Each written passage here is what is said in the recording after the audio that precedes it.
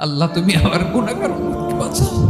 বিশ্বনবী পাগলের মতো একবার হাউজে কাউসারে যাবেন, একবার সিরাতে যাবেন, একবার পুলসিরাতের দিকে, একবার হাউজে কাউসারের দিকে পাগলের মতো দৌড়াতে থাকবেন। তার কোনো গুনাহগার উম্মত যাতে জাহান্নামে ঢুকে না যায়।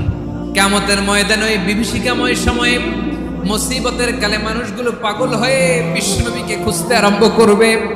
সবাই মিলে বিশ্বনবীর কাছে যেয়ে বলবে, ইয়া রাহমাতাল লিল আলামিন, দেখেন আমাদের কি অবস্থা, সূর্যের আলোতে ঘেমে হয়রান, আজকে কেউ সুপারিশ করতে পারবে না।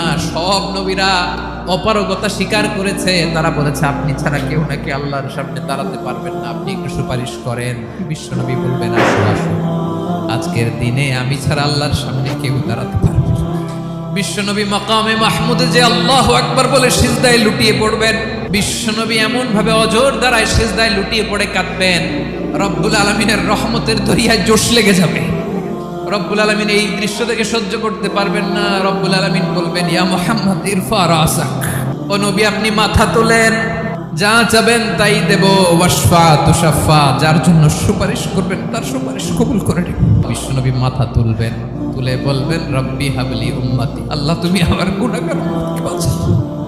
এই দুনিয়ার বুকে রব্বুল আলামিন সব নবীকে একটা করে দাওয়া মুস্তাজাবা দিয়েছেন, মানে যে দোয়া করলে কবুল হয়ে যায় সাথে সাথেই। দাও বিহা, দুনিয়ার সব নবীরা ওই দোয়াটা দুনিয়ায় করে ফেলেছে। বিশ্বনবী বলেন, আমি করি নাই, আমি আমার স্পেশাল দোয়াটা কিয়ামতের দিন আমার গুনাহগার উম্মতকে সুপারিশের জন্য রেখে দিয়েছি।